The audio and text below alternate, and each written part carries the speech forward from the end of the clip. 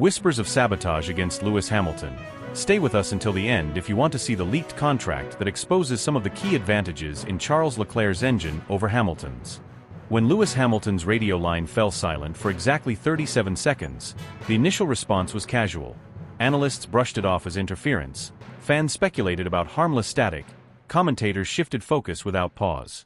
But buried in that half-minute of absence was a calculated move, one that didn't stem from faulty hardware or fleeting signal loss, but from deliberate intent. It wasn't an accident. It wasn't misfortune. It was a surgical strike, a moment carved out of the race to send a message, and Hamilton, alone in the cockpit, understood that message immediately.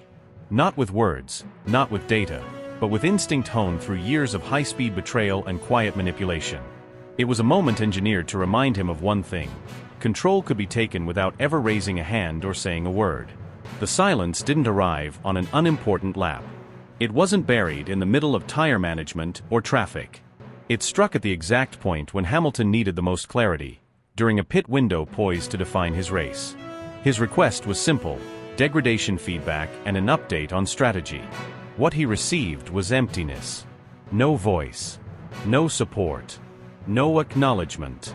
In the driver's seat of the most storied car on the grid, Hamilton felt the weight of that pause like a blade suspended above his legacy. 37 seconds later, when communication resumed, the voice on the other end wasn't familiar. The tone was robotic. The message, delayed. And in that delay, a million realizations collided. His move to Ferrari had been painted as destiny. A hero's final act. The legend joining the legend. But beneath the ceremony, beneath the red suits and glowing interviews, was a far darker architecture, one built not on collaboration but on illusion. Ferrari hadn't brought him in to elevate their future, they'd absorbed him to shield their decline. His arrival was the headline, the smokescreen, the distraction from internal fractures that ran deep into Maranello's walls. They needed a mask. He became it. From the start, pieces didn't align. Data briefings offered curated fragments instead of the full picture. His technical input was acknowledged but rarely implemented. Adjustments were made without consultation. Setup changes occurred overnight, absent from any agenda. It wasn't resistance, it was redirection. Conversations around him began to shift. The warmth cooled. Strategic discussions turned into monologues. Engineers he'd once trusted became scripted. It wasn't neglect. It was conditioning. A slow, suffocating effort to minimize his influence while keeping his image intact.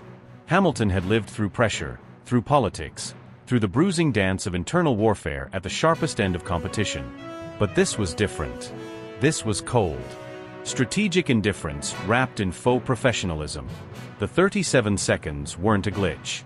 They were a scalpel. A subtle, stunning reminder of where power really lived inside that garage. Not with the driver. Not with the machine. But with the gatekeepers of information. In the days that followed, Hamilton didn't rage. He didn't seek confrontation. He did what he always had when cornered: he dissected. He reviewed every slice of telemetry, requested files that hadn't been offered, asked questions that made department heads nervous. Logs were incomplete. Audio archives were missing segments. Replay files corrupted. Patterns emerged. Patterns he recognized. Backchannels existed. Dual communication trees, one visible to him, the other routed elsewhere. Strategy variations designed to seem innocent on paper but devastating in real time. It wasn't sabotage. It was sabotage's refined cousin, subversion. Ferrari had constructed a control network designed to protect legacy systems, political hierarchies, and power brokers with no interest in disruption. Hamilton wasn't a solution to their performance drought. He was insulation from accountability. If they failed, they could say the greatest couldn't fix them. If they succeeded, they'd brand it as Ferrari's resurgence. Either way, he was the variable they could exploit. But Lewis Hamilton didn't break. He adapted. He began building his own archive, recording sessions on private hardware, double verifying setup changes, tracking telemetry through parallel systems. He coded signals into his radio communications. What they thought was compliance was actually collection. What they believed was silence was strategy. He wasn't waiting for them to support him. He was gathering evidence. turning every race weekend into an operation. Every lap, a statement. Every overtake, a warning. They had underestimated not his speed, but his intelligence. And then came the shift. Performances began to rise. Tire life extended beyond projections. Sector times improved despite compromised conditions. He made moves the numbers said were impossible. The garage grew tense. Engineers whispered. The paddock noticed. Media started asking questions Ferrari didn't want to answer. What changed? Who was really calling the shots? Why was Hamilton outperforming the simulations? The wall of silence Ferrari had built began to crumble, not with explosive scandal, but with unrelenting, undeniable proof. The car wasn't better. The strategy wasn't cleaner. The difference was Hamilton. And everyone saw it. His teammates' behavior shifted, suddenly defensive, rattled. Meetings took longer. Reviews became colder. Leadership looked over shoulders more often. The balance of control was shifting, race by race, session by session. Inside Maranello, fear crept in. If Hamilton exposed the internal decay, the public facade would collapse. The carefully controlled press machine couldn't spin lap times. Sponsors noticed. Executives started attending meetings they previously ignored. And still, Hamilton said nothing. He smiled. He trained. He delivered. Letting his actions drag their shadows into the light. The silence that was meant to shatter him had instead forged a weapon. He'd become the thing they feared, a driver who couldn't be muted, whose truth seeped through tire smoke and checkered flags. He wasn't just racing anymore. He was unraveling a system built to contain him. And they had given him the key without knowing it. Those 37 seconds weren't a technical glitch. They were a line in the sand. A test. And Ferrari failed. Hamilton didn't. He accelerated into the void, took their silence, and turned it into fire. Inside the controlled silence of Maranello, far removed from cameras, sponsor meetings, and curated media soundbites, the reality was brutal, calculated, and cloaked in the kind of institutional discipline that outsiders rarely notice until it's too late. This wasn't a matter of technical faults or missed pit windows. It had nothing to do with aero packages arriving late or mechanics fumbling during stops. No, this was something far colder, an operation designed not to sabotage, but to control, to condition, to suppress without leaving fingerprints. From the moment Lewis Hamilton's signature landed on the Ferrari contract, the machine around him began to move, not in celebration, but in containment. The world saw a fairy tale. Red suits. Legacy. Destiny. The rebirth of the Scuderia through the lens of its newest star. The media painted it with gold. Television specials. Red carpets. Public ovations. But while fans cheered the arrival of Formula One's most decorated driver, inside the fortress of Ferrari, the architecture of resistance had already been built. Subtle, deliberate, and unshakable. It didn't start with arguments or defiance. It began with silence. With smiles. With meetings that sounded supportive but never delivered clarity.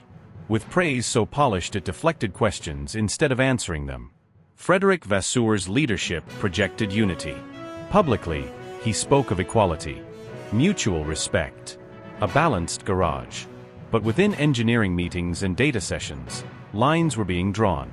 Not with words, but with access. With information. With direction.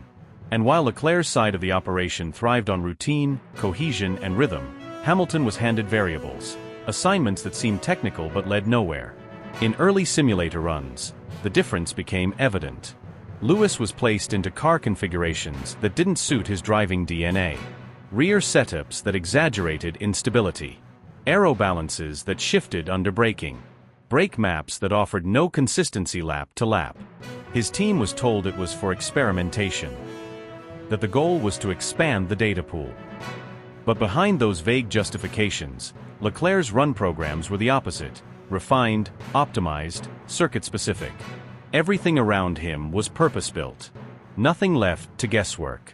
Hamilton, despite his experience, found himself recalibrating every run, not to push limits, but just to interpret the car's unpredictable behavior.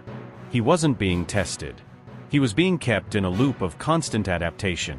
And the excuse was always the same: comparative evaluation.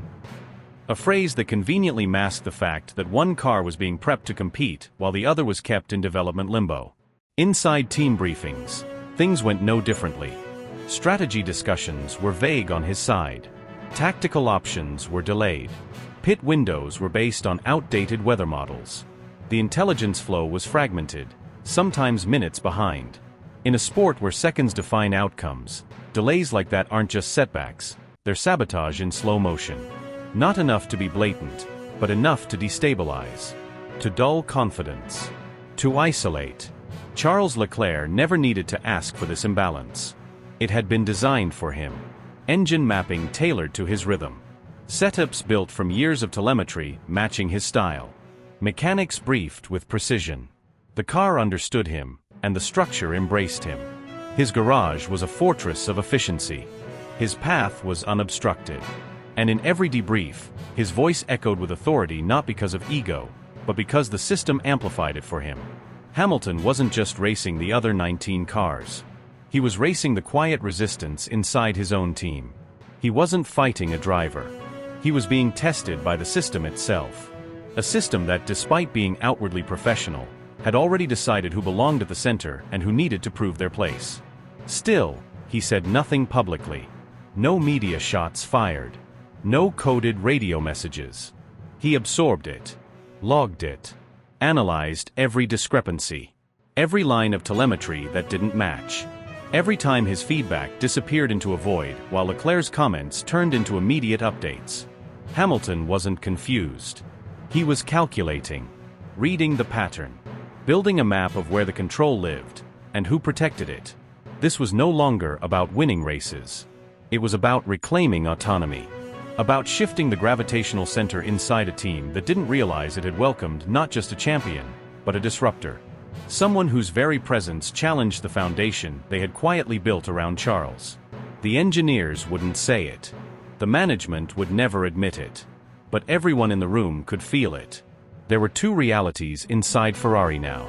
One tailored for preservation. The other forced into adaptation.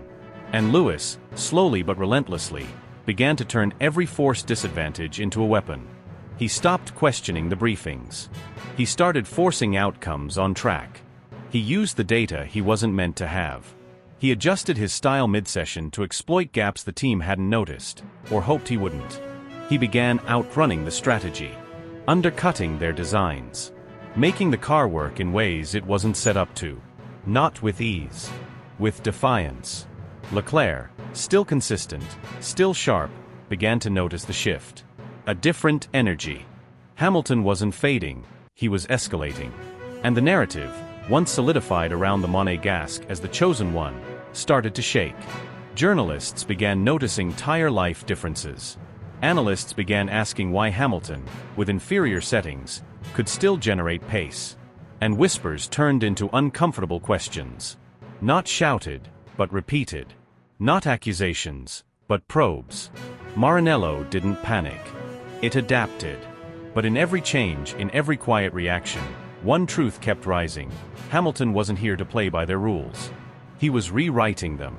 And that's where the real power battle began, not between drivers, but between philosophies.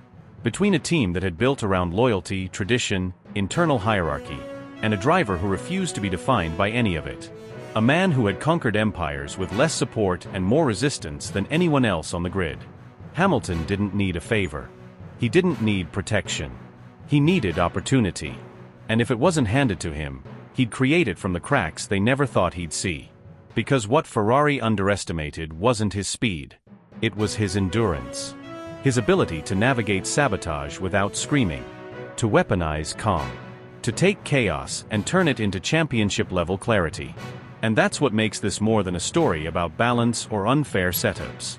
It's a story about quiet war. About internal politics wrapped in professionalism. About how an institution underestimated the wrong man, and how he's turning every moment of resistance into the fire he needs to burn the system from within. Quietly. Relentlessly. Irreversibly. The realization didn't arrive all at once. It seeped in, quiet and corrosive, like water finding cracks in stone. At first, it was small things. Slight variations in run plans. Unexplained changes to session objectives. Lewis Hamilton, whose racing mind operated like a human supercomputer, noticed. He always noticed. Patterns. Pauses. Priorities.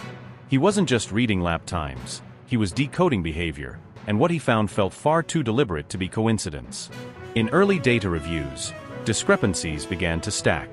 Fuel levels on Charles Leclerc's car were repeatedly minimized in test runs, not by mistake but by intent, creating data that showed clean, flattering pace on paper. Not only that, but this data was then translated directly into setups and race simulations that would carry over into Grand Prix weekends. Everything Leclerc tested was tailored, responsive, quickly applied.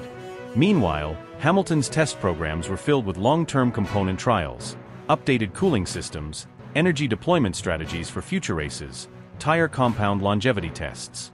Pieces of a puzzle meant to pay off down the line, if ever. And the simulator sessions? They became battlegrounds of silence. Hamilton had requested time to drill into mechanical grip variances, nuances that shaped his braking confidence and mid-corner rotation, fundamentals for how he feels the car through tight circuits. Ferrari agreed. They promised. Schedules were discussed. It never happened. Instead, Leclerc's inputs on rear stability and high-speed balance were addressed within hours, modeled, and implemented. One asked. The other was rewarded. Consistently. But the real fracture didn't come from a strategy meeting or a setup dispute. It emerged from the absence of information. Hamilton, late into the night, was combing through session logs, reviewing throttle application, steering traces, torque curves, his usual ritual. But his best laps weren't there. His strongest runs, clean sectors, flawless execution, had vanished. Not flagged. Not marked for review. Simply erased. When raised, the response was mechanical. We're checking with telemetry support. There must have been a system glitch. We'll follow up. But they didn't. And he knew. He knew. This wasn't disorganization. It wasn't carelessness.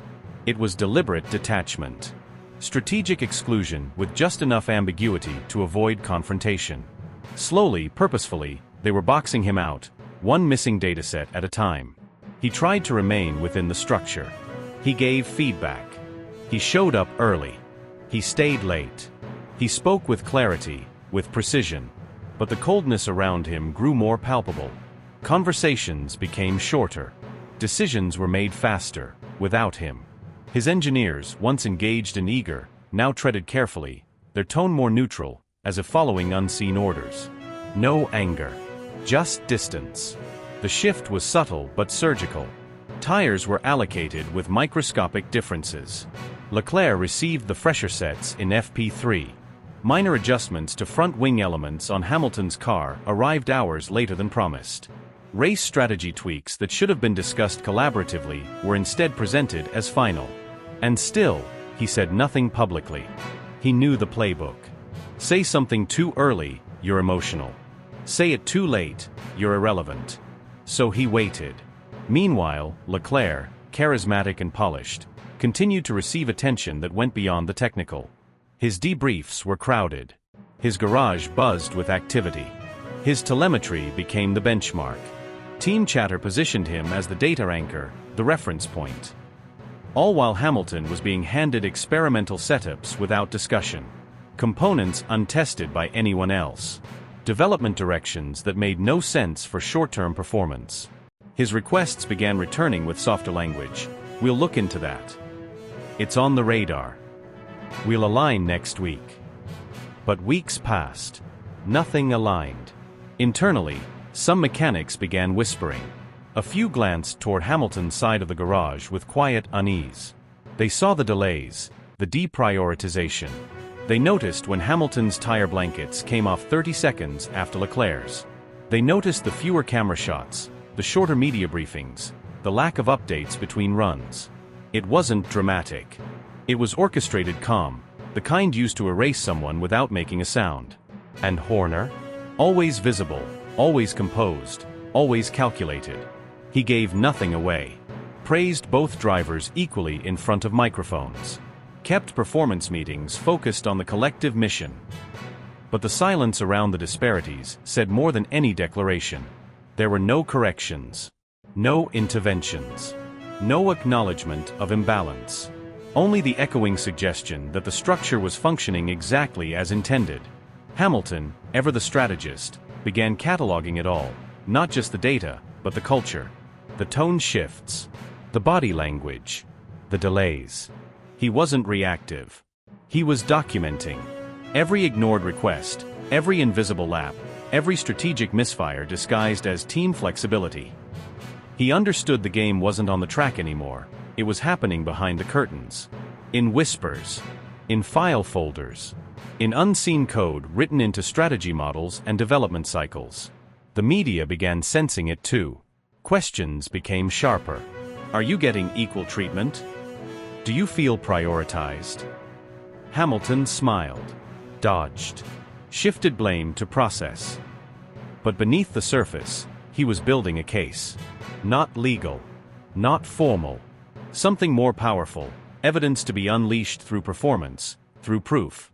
Through moments where even the team's silence couldn't explain what happened when he beat them at their own game. Because Lewis Hamilton doesn't rebel loudly.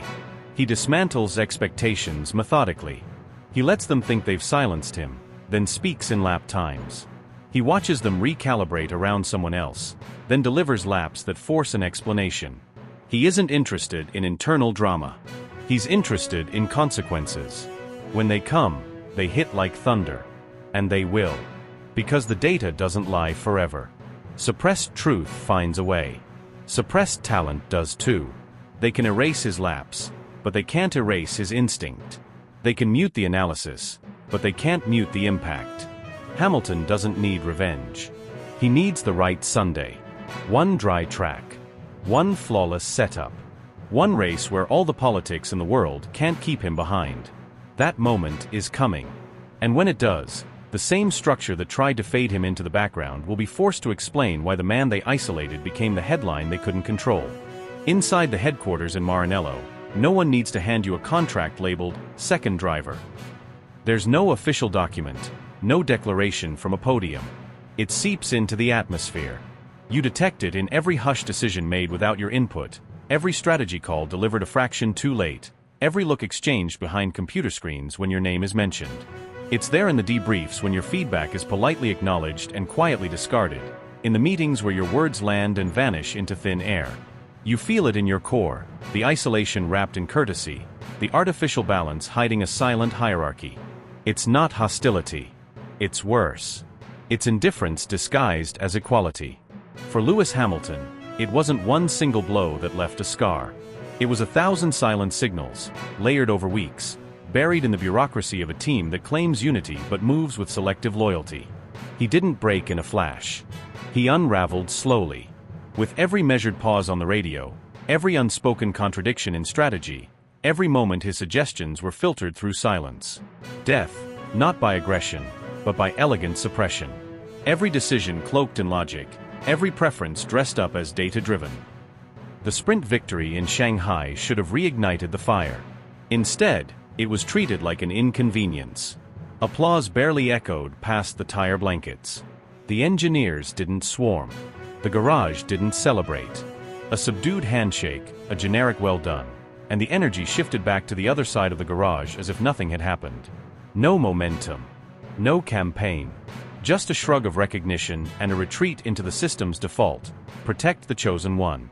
Then came the disqualification, an administrative infraction that stole the win, and with it, the silence of the team screamed louder than any outcry. No vocal defense. No protest. Just a bland statement and the quiet sound of Hamilton being left to absorb it alone. He didn't explode. He didn't storm into offices or demand headlines. He froze, still, centered, reading the code. He wasn't looking for apologies. He was searching for patterns. He wasn't watching Leclerc. He wasn't blaming Vasseur. He was dissecting the machine itself. The mechanisms. The algorithms. The intent built into the infrastructure. Every policy, every protocol, every adjustment, he began mapping it all. Since that moment, Hamilton hasn't driven with rebellion. He's driven with calculation. Not emotionally. Mathematically. Each lap a formula. Each call a puzzle. His radio check-ins are minimal, sharp-edged, almost clinical. There's no warmth, no small talk. When he pushes the car to its limits, he's told to ease off, to think about tire longevity, to manage temperatures, to preserve balance. Meanwhile, when Leclerc finds himself in identical conditions, the message is vastly different. Green light to chase, push for fastest sector, go for position. The disparity isn't just strategic. It's philosophical. One is treated like an asset to be sustained. The other like a weapon to be unleashed. These aren't simply different engineering styles. They're embedded signals. Subtle but undeniable. Permissions granted to one that are denied to the other. Not through denial, but through delay. Not outright favoritism, but hidden priority. One is always told there's time. The other is told there's opportunity. And for someone who's built his legacy on seconds and margins, Hamilton hears it all. The asymmetry isn't confined to the airwaves. In technical meetings, suggestions from his camp are met with smiles, logged into documents, and then buried under logistics. Leclerc's ideas are fast-tracked, tested, implemented. In development, new upgrades consistently arrive at Car 16 first, floor revisions, rear wing packages, software tweaks. Hamilton receives them only after validation, once the risk is minimized. He isn't being sabotaged. He's being filtered, regulated, shaped to serve the narrative without being allowed to lead it. He stopped expecting equal footing. Instead, he started compiling evidence. Not on paper, but in performance. His qualifying laps are timed to prove a point, not just earn a grid slot. His overcuts are intentional. His tire extensions are rehearsed.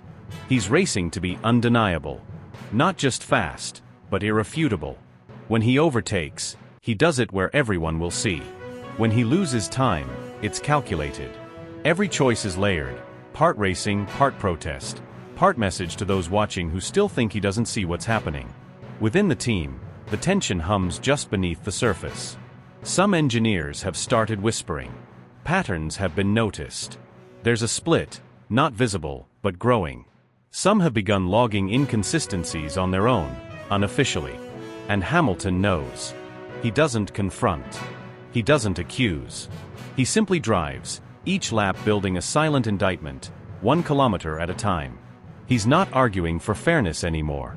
He's proving its absence. He's no longer trying to belong. He's observing, gathering, reconstructing the DNA of the environment around him while still performing at a level most drivers can only dream of. And the more they try to quiet him, the sharper his presence becomes. Every podium finish earned through strategic misalignment, every purple sector achieved under constraint, it adds weight to the ledger he's keeping. And while the world sees the results, they don't hear the silence behind them. He's preparing. Not for an explosion, but for something far more precise. He doesn't need to break ranks. He needs only to keep racing, because every GP, every Sunday, adds another data point to the unspoken truth. The public might not see it now, but Hamilton is constructing a narrative that won't need explanation. It will be visible in the outcomes, undeniable in the patterns, and devastating when the dots are finally connected. He's not chasing redemption. He's exposing imbalance. Quietly, surgically, with every throttle input. They wanted compliance. They got resistance dressed as perfection. And by the time the team realizes the story that's been written beneath their own banners, it won't be a story of defeat. It will be a story of exposure. And the checkered flag won't just mark the end of a race. It'll mark the beginning of an awakening. It's no longer whispered. It's confirmed. Those who operate inside the walls of Maranello no longer deny it. They've normalized it. There are no directives on paper, no commands shouted across the garage. Everything is subtle, encoded, rehearsed. What once needed orders now flows through gestures, nods, tones of voice, and perfectly timed suggestions. A recalibration here. A recommendation there. Nothing loud. Nothing direct. Just enough to shift the balance. Just enough to tilt the equation. Just enough to make the car behave in ways no one can explain, yet no one can accuse. Within the sessions, changes are masked behind technical jargon. Brake bias tweaked under the guise of tire longevity. Aero balance slightly altered due to wind tunnel corrections. A small shift in tire pressure, barely detectable, hidden under excuses of track evolution. Not enough to trigger red flags. Not enough to trip sensors. But more than enough to break rhythm, to remove confidence from a lap, to make a champion feel like he's forgotten how to drive. After the Chinese Grand Prix, Lewis Hamilton began to feel it. Not in a corner or on a straight, but in his instincts, finely tuned over years of perfection, now setting off internal alarms. The car was twitchier. Unpredictable. Rear grip vanished without warning. Mechanical grip vanished in conditions where it had previously thrived. On paper, everything looked correct. But in reality, it was off, just off enough to matter. He brought it up, calmly at first. The replies came scripted, polished, diplomatic. It's within variance. We're analyzing the wind shift. We'll review the post-session overlays. The pattern emerged. Every concern, every observation, every question, minimized, redirected, dismissed. So he pivoted. Quietly. Strategically. He reached beyond the scarlet barriers, into the shadows of his past. Trusted engineers who had once shared his journey. Men and women who had built championship-winning cars around him at Mercedes. Experts who understood how he drove, how he felt grip, how he read balance. He started cross-checking. Not accusing. Not speculating. Verifying. Sharing telemetry. Comparing heat maps. Matching throttle traces. Testing what should have been constants. And the data whispered what his instincts already screamed. Something wasn't right. He began to assemble something far more dangerous than a complaint, a case. A living archive of discrepancies. Session timelines. Configuration shifts. Patterns of underperformance. His own notes, race after race. Nothing dramatic. Nothing illegal. But everything suspicious. A puzzle where every piece made the picture darker. And what he holds now isn't just a technical dossier. It's a nuclear device disguised as documentation. Because what Hamilton understands better than anyone in that paddock is that power, real power, doesn't come from yelling.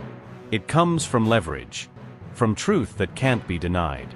From evidence that doesn't shout, but proves. Within Ferrari, the tension is mounting. Senior meetings now stretch longer than usual. Engineers choose their words carefully. Strategists avoid specifics. There's fear, but not of Hamilton walking. Fear of him talking. Not in a press conference. Not in front of cameras. But in controlled leaks. In private briefings. In quiet conversations with influential figures who shape the sport from the shadows. Because a single audio file. One telemetry snapshot. A technician's off-the-record comment. That's all it would take to ignite an inferno no one can contain. Publicly, the illusion holds. The team presents unity. They stand side by side in the paddock. They tweet encouragement. They smile on camera. But behind closed doors, it's chaos. Some believe Hamilton won't dare go public. Others think he's already preparing the moment. One too many ignored debriefs. One more manipulated strategy call. One more mysteriously underperforming weekend. That's all the trigger he needs. And when it happens, it won't be revenge, it'll be revelation. Because Hamilton doesn't operate on ego. He doesn't need applause. What he wants is justice. Not theatrics. Truth. A truth buried under layers of coded messages and manipulative precision. He's not chasing drama. He's confronting a system that dares to sabotage silently, assuming he won't notice. But he does. He always has. And now, for the first time in a decade, he's not trying to win a title, he's preparing to dismantle a lie. If he chooses to release what he knows, the consequences will be seismic. Not just for Ferrari. Not just for Formula One. But for the belief that competition at this level is fair. All it takes is one moment. One deliberate leak. One undeniable piece of information. And the Scarlet Empire could crumble. Not in a spectacular crash, but in quiet disgrace. Behind closed doors. Exposed by the very driver they thought they could outmaneuver. He doesn't need to speak loudly. He only needs to speak once. At Imola, nothing needed to be said out loud. The contrast was so vivid it bled through every camera lens, through every glance, through every moment of radio chatter, or lack thereof. On one side of the garage, Charles Leclerc's communication line crackled with urgency. Continuous input, real-time advice, telemetry corrections, tire phase adjustments, verbal reinforcement. Strategy tweaks mid-lap. Encouragement with every sector. The engineers clung to his feedback like it was gospel. He was the center of gravity. Then there was the other side. Lewis Hamilton. His radio? Hollow. Muted. Barely a whisper from the pit wall. No back and forth. No recalibrations based on conditions. No changes based on track evolution. Input ignored, suggestions dismissed. The silence so calculated it felt like a message written in static. He wasn't part of the conversation. He was outside the system. But he didn't flinch. He didn't lash out. He absorbed it. And in doing so, he exposed something far deeper. This isn't confusion, it's choreography. Someone somewhere had already decided how this would unfold. And yet, Hamilton drove. Not because he expected parity. Not because he believed in the plan. But because he now understands it in totality. Every cold shoulder. Every subtle delay. Every prioritized strategy call sent to the other side of the garage. He's not frustrated anymore, he's focused. He isn't reacting, he's recording. One race at a time, he's mapping the rot from within. He isn't being sidelined. He's studying the blueprint of betrayal in real time. He's watching how they operate when they think he's fading. And he's cataloging it all. Off track, the shift is unmistakable. Gone is the effortless warmth, the easy charisma. Gone is the man who once played diplomat in the paddock, who smiled and offered grace under pressure. What remains is something sharper, leaner, far more dangerous. He moves with surgical purpose, eyes scanning, expressions unreadable. He's not engaging in the political theater. He's dissecting it. Every interview is clipped, deliberate. Every walk through the hospitality zone is more reconnaissance than ritual. This isn't social. It's surveillance. They thought they were bringing in a trophy, a monument, an icon to stand beside their star and validate the storyline they'd been building for years. They wanted Hamilton to be a mirror, one that would reflect Leclerc's rise and give it shine. But what they received was not a mirror. It was a blade.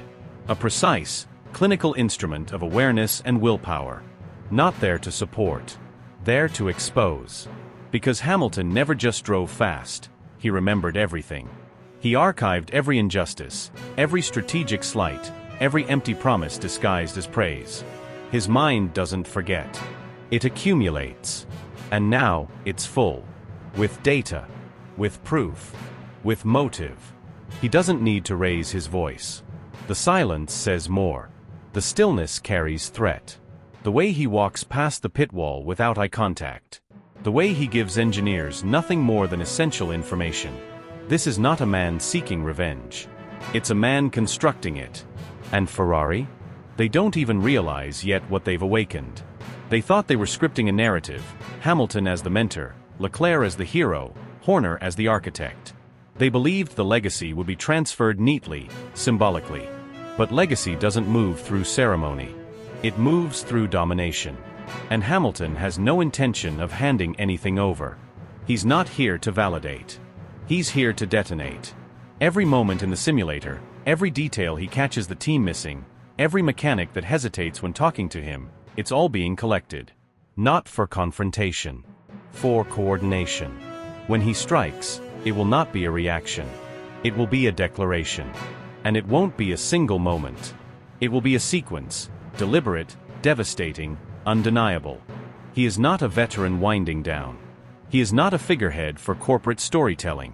He is a storm with a memory. A strategist with venom behind every smile he no longer gives. A mind that plays the long game because he knows the short game is already rigged.